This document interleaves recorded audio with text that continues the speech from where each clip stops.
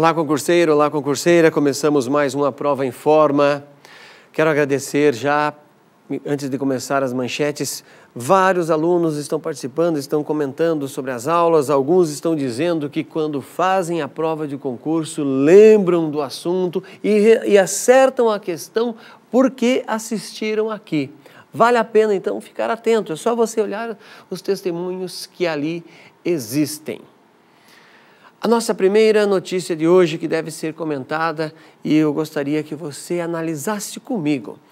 Repito o que eu venho falando em todas as aulas. Não é só eu ver a notícia, mas sim as relações que eu faço a partir dela.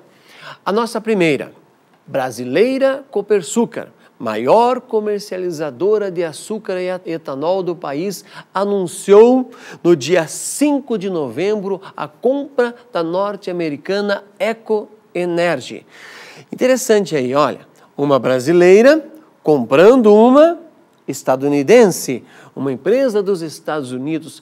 É como se fosse uma colonização ao contrário, um imperialismo ao contrário. É isso que você deve pensar. Há pouco tempo atrás, era inimaginável uma empresa saindo do Brasil, indo aos Estados Unidos e lá se apossando dessa empresa. Era ao contrário. Nós nos admirávamos do quê? De comprar um produto importado. Hoje, o mundo lá fora quer um produto brasileiro. E, no caso aí, da cana-de-açúcar. Quero fazer com você uma relação, antes da gente seguir, eu falando especificamente da compra da empresa. Pensa comigo no seguinte ponto. O Brasil, o território onde está o país chamado Brasil, porque antes de 1500 não existia isso, produz a cana já há 500 anos. Por que nesse período outros lugares do mundo ainda não o fazem como o nosso país? Aí é necessário que você tenha um domínio geográfico. Não só da aula da geografia em si, que você viu na escola, no ensino médio ou mesmo na faculdade. Você deve olhar para o mapa do mundo e pensar do ponto de vista geopolítico. E veja que a posição do Brasil está numa área intertropical. Uma pequena parcela no hemisfério norte, onde está o Amapá, Roraima, por exemplo, e o restante entre Equador e o Trópico de Capricórnio. Esta área do mundo é a que mais recebe sol. Muito bem, então tem muitos lugares do mundo que recebem sol. Mas quando você olha para o mapa político, você vai notar que o único país com um território gigante é o Brasil.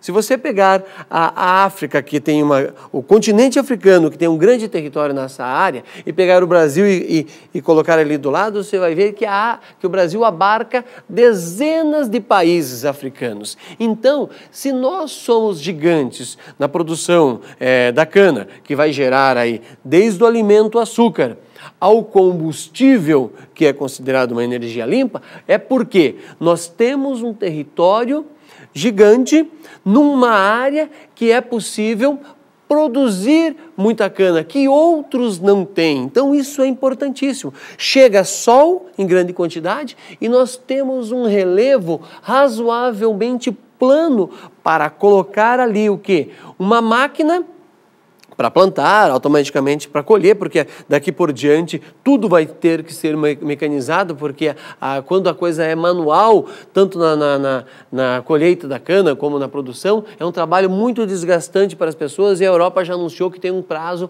para comprar esta cana que é produzida ainda por trabalho manual. Nesse processo de compra e venda, nessa transação, as empresas terão a capacidade de vender, olha só, 10 bilhões de litros ou 2,6 bilhões de galões, que é a unidade usada nos Estados Unidos, claro, desse combustível por ano. É um valor bastante grande. Ou seja, as duas companhias estimam deter 12% da participação do mercado global do etanol. O percentual de participação e o valor da transação não foram informados, mas a gente imagina que é uma cifra muito grande por atingir aproximadamente aí, 12% de todo o mercado. Concurseira, concurseiro, a operação ainda está sujeita à aprovação das autoridades regulatórias do governo dos Estados Unidos. Mas vamos imaginar que ela não venha acontecer. Só o fato de ter existido essa conversa, de ter acontecido essa possibilidade, você já tem uma noção de como o nosso país é uma potência nesse ponto de vista. E eu quero que você guarde aqui, porque quando for tratar da outra matéria, eu vou voltar a esse assunto para ligar aí, criar uma nova relação. Nós estamos falando aqui de um produto primário, que é, no primeiro momento primário, lá da cana-de-açúcar, e de uma tecnologia desenvolvida no Brasil, que é a criação, em primeiro lugar, do pró-álcool, que hoje nós chamamos de etanol. Você tem que lembrar aí lá o governo militar, você precisa lembrar lá os anos 70. O que aconteceu? A crise do petróleo, a primeira crise do petróleo. Fazendo aí um comentário rápido, o pró-álcool ou o etanol entra no cenário mundial quando as empresas, certo? Os países extratores de petróleo elevam o preço de maneira muito rápida, assim de mais ou menos $1, aproximadamente $1 para 3, depois para 6, depois para 9, ou seja, em menos de um ano tinha crescido várias vezes o valor do petróleo. Aí você analisa. Tudo depende do petróleo no mundo. O carro para se movimentar, o ônibus, o caminhão, automaticamente isso bate lá na prateleira do supermercado, lá na gôndola do supermercado, ou seja, no bolso de cada um de nós, no nosso salário e assim por diante. Aí o governo militar chamou alguns cientistas, ou alguns cientistas foram ao governo militar. Essa história nunca foi bem esclarecida em termos de Brasil, mas falaram, a gente precisa arrumar uma solução. E alguns tiveram uma ideia, falaram, presidente, o álcool pega fogo assim como a gasolina, vamos começar a pôr álcool no tanque do combustível. Aí, eureka, e o Brasil se destacou no mundo, dando uma solução para o petróleo. E hoje ainda nós somos referência, porque não é só você ter um motor, olha o que você tem que fazer aí. Você precisa ter energia solar, para fazer essa cana crescer, você precisa ter solo bom e em grande quantidade. E tudo isso nós temos quando eu disse para você parar e olhar o mapa do mundo com atenção. Uma área intertropical, chega bastante sol, um relevo mais ou menos plano, que nos dá a condição de produzir em grande quantidade. Concurseira, veja o seguinte, a Eco Energy é uma das principais tradings norte-americanas do biocombustível. Ela detém aproximadamente 9% do mercado de etanol estadunidense, com vendas anuais de mais de 3 bilhões de dólares. A Copersucar deve faturar em torno de 7,5 bilhões com a venda do etanol e do açúcar no biênio aí, 2012-2013. Lembrando, uma empresa brasileira, é isso que eu quero que você analise, que você pense. Concurseiro, eu quero que você analise comigo agora a força ou o peso desta matéria, da manchete da matéria do jornal. Olha só, analisa comigo. Copersucar se une à empresa dos Estados Unidos e cria gigante mundial do etanol. Então, essa notícia, a forma que ela é escrita que é nova. Como eu disse, há 20 anos isso era impossível de imaginar acontecendo em nosso país, mas nos últimos tempos isso se torna corriqueiro e é uma maneira é uma forma de aparecer as questões nas provas. Isso pode acontecer, pode ser cobrado, pode chamar a atenção do avaliador, da banca, tanto em energia, porque nós estamos trabalhando com energia, e no caso é uma energia renovável, desenvolvida pelo Brasil e que o Brasil tem capacidade de produzir automaticamente tecnologia, porque nós desenvolvemos essa tecnologia, o nosso país fez esse desenvolvimento, mas também pode ser relacionado à economia. Lembra que eu falei anteriormente?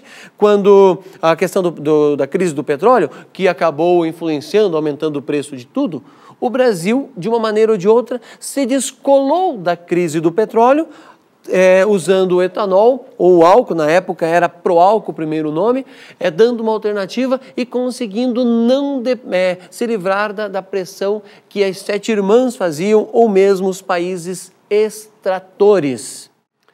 Nosso próximo tema. Embraer é favorita em contrato nos Estados Unidos para a venda de aviões. Concurseiro, concurseira, lembra que eu disse para você ficar atento quando eu falei do etanol? Uma matéria-prima que nós desenvolvemos, no caso a cana, que o Brasil desenvolveu, transformando num combustível limpo. E agora esta matéria, do que está falando? Da Embraer vendendo aviões para os Estados Unidos. O que você deve relacionar aí é o seguinte: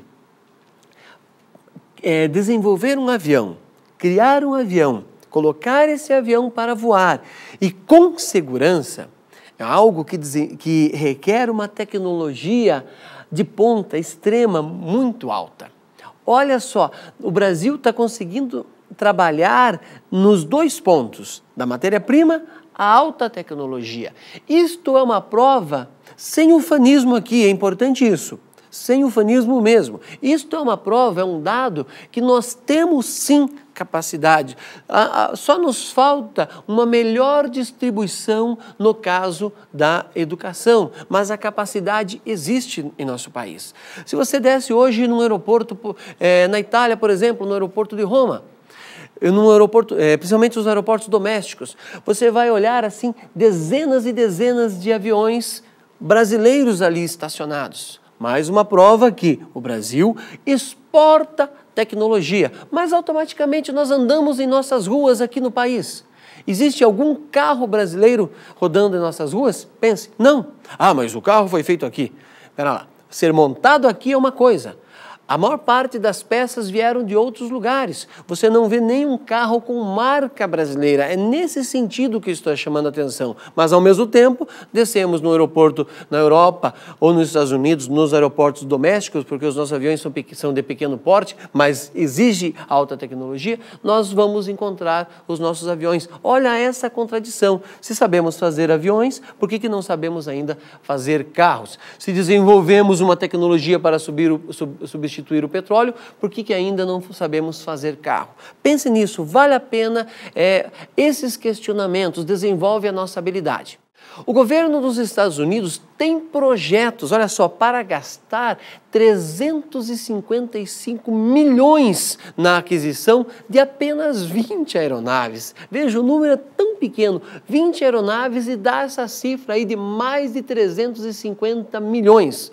Obama deve anunciar em dezembro, fique atento, você vai ouvir a notícia em relação a isso, se aconteceu ou não a compra, mas independente disso, se eles venham fazer uma escolha das aeronaves brasileiras, nós estamos no páreo, o país está brigando por isso, é esse fato. Em dezembro você ouvirá a resposta em relação ao que eu estou discutindo agora, mas o que vale é poder participar no primeiro momento. E você deve ter notado que a presidenta Dilma esteve nos Estados Unidos, vai retornar ainda lá, por quê? Para que ela brigue por essa venda. E apenas 20 aeronaves, gerando mais de 300 milhões que entrará no mercado brasileiro caso aconteça a venda.